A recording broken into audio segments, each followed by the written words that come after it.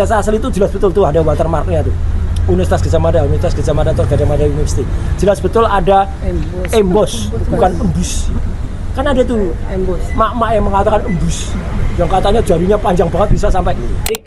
Sidang CLS Citizen Lawsuit itu adalah salah satu sidang yang sebenarnya adalah memang itu sidang perdata, tapi itu sidang yang justru bisa membuktikan keaslian dokumen. Bukan sidang yang sekarang lagi terus terang lagi dikejar-kejar oleh termul-termul yang bilang nanti tunggu di sidang. Sidang ini adalah sidang untuk pencemaran nama baik dan fitnah. Nggak ada pembuktian ijazah. Jadi kalau ada orang mengatakan nanti saya datang pada saat sidang, bohong. Ya. Dia nggak akan ada waktu untuk membuktikan ijazah palsunya ini. Nggak ada. Karena pembuktian ini ada di Citizen Lawsuit. Dan jelas betul ketika di Citizen Lawsuit, ya ijazah yang asli itu contohnya ini. Ini sudah ditunjukkan. Nih, ini lebih jelas lagi karena ini tidak saya pixel, tidak saya blur ya. Ini alhamdulillah kita sekaligus memohonkan doa, kita mengucap Al-Fatihah kepada sosok almarhum ya. Ini Insinyur Bambang Rudianto. Ini mahasiswa UGM angkatan 79 yang lulus pada tahun 85. Asli ini ijazahnya. Karena kalau kita lihat ijazah asli itu jelas betul tuh ada watermarknya tuh.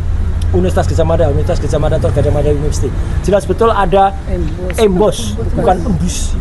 Kan ada tuh mak-mak yang mengatakan embus, yang katanya jarinya panjang banget bisa sampai. Jarinya panjang banget itu apa? Ini ijazahnya tuh gede. Kalau ini saja nggak nyampe, apalagi ijazah yang gede. Jarinya mungkin mak lampir yang bisa panjang banget sampai sini ya. Nggak ada, apalagi tertutup plastik ya. Jadi jangan sok ngaku-ngaku ahli ya, mak-mak itu ya. Embus ya. Gitu. Nah, terus lintasan stempelnya juga ada. Beda banget nih, lihat. Tuh. Dengan yang disebut-sebut ijazah, nggak ada watermarknya, nggak ada embossnya, capnya juga tidak melintasi fotonya, nggak ada lintasan stempel. Nah, kami minggu yang lalu, tepatnya pada tanggal 18, saya dan Dr. Rismon Hasiulan Sianupar itu sempat hadir di sidang CLS di Pengadilan Negeri Surakarta. Dan kami memberikan analisis detail tentang ijazah itu. Sama dengan Dr. Rismon yang sangat detail.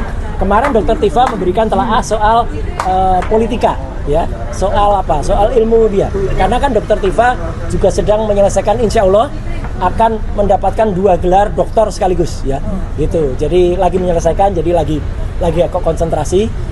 Dokternya satu di Unpad, satunya lagi kalau nggak salah di UI, ya gitu. Jadi memang belum dokter, ya. Tapi kandidat dokter boleh disebut begitu ya. Tapi artinya dia masih dokter.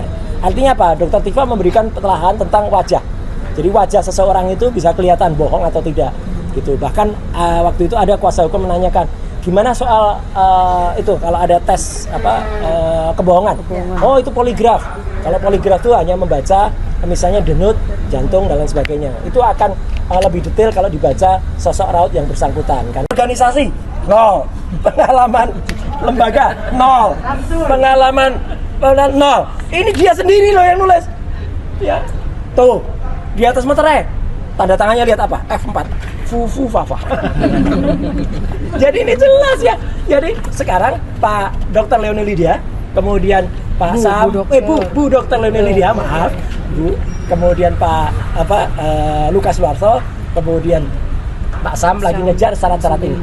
Menambahkan apa yang dilakukan penelitian oleh Dr. Bonatua Silai. Jadi sekali lagi kami tetap bersama ya, saya dengan Pak Gafur sebagai kuasa hukum saya ya, pada tim yang di bawah koordinator Mas Ahmad Kasimuddin itu terus bekerja sama, terus menjalin komunikasi dengan tim dari Pak Refli Harun. Tidak ada perpecahan di antara kami, nggak ada.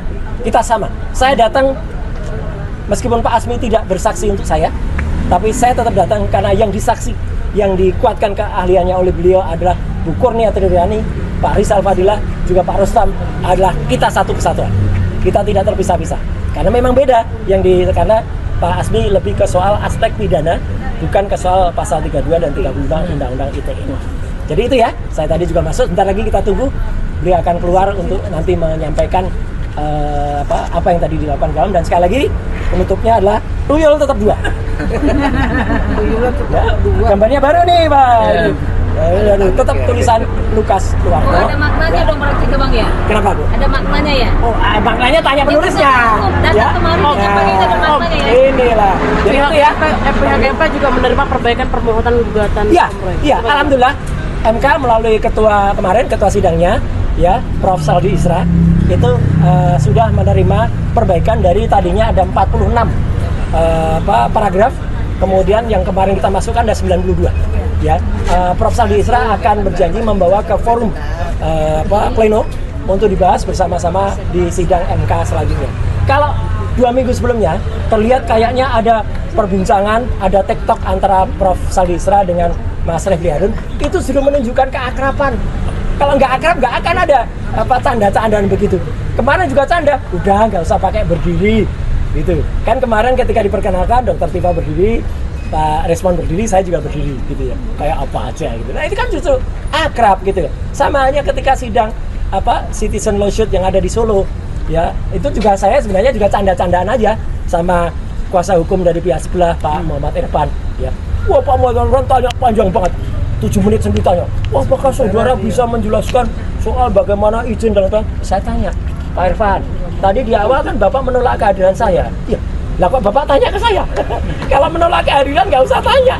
Oh ya udah kalau gitu saya nggak tanya. Nah, itu kan sebenarnya juga canda. Habis sidang, kami salaman lagi. Itu namanya profesional. Ya, no hard feeling. Ya, tidak ada yang namanya dendam apapun. Dan sekali lagi kita tunggu nanti penjelasan dari Pak Dr. Asmi Syahputra yang kita berterima kasih beliau sudah memberikan kesaksian setelah Pak Ganjar Laksamana. Iya, itu soal kalau orang itu jujur, itu dia berpikirnya tidak lagi harus berpikir lagi gitu, tapi sudah semua itu pikiran itu ada di hipokampus, ada di otak belakang, tidak lagi harus mengernyit untuk berpikir. Terus kemudian kesaksian dari Dr. Bonatua. Dr. Bonatua kemarin juga bagus banget memberikan kesaksian atas atau legalisasi ijazah-ijazah yang sempat beliau peroleh ketika dari KPU, ada 3 KPU ya, KPU di Surakarta, KPU Pusat, dan juga di KPU DKI Jakarta. Jadi salah satu contohnya misalnya adalah, nah ini, salah satu contohnya legalisasi ijazahnya adalah kayak gini. Jadi dia menyampaikan, Pak Bonatua, ini misalnya yang tahun 2014, ya, ini 2012, terus ini 2019, terus ini yang 2005 dan 2010. Pada penjelasan saya sudah ada di channel Roy Suryo Official dan channel RH ya, dan juga insya Allah di channel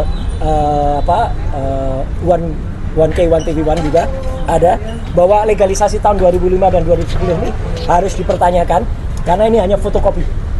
Nggak boleh hanya fotokopi, legalisasi kok fotokopi.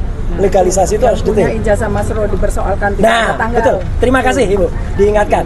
Ini kan juga saya mengatakan, kalau sesuai aturan, ijazah itu kan harus ada capnya. Itu sesuai dengan Undang-Undang Sistem Administrasi Pemerintah tahun 2014. Jadi aturan itu baru ada di tahun 2014. Sempat ada banyak tuh termol yang cerewet di sosmed mengatakan, itu Roy Suryo ijazahnya juga nggak ada tanggalnya gitu. Memang iya. Ijazah saya yang dipakai legalisirnya ini adalah dipakai ketika saya menjadi anggota DPR, ketika caleg. Jelek-jelek begini saya bukan hanya caleg, menjadi anggota DPR.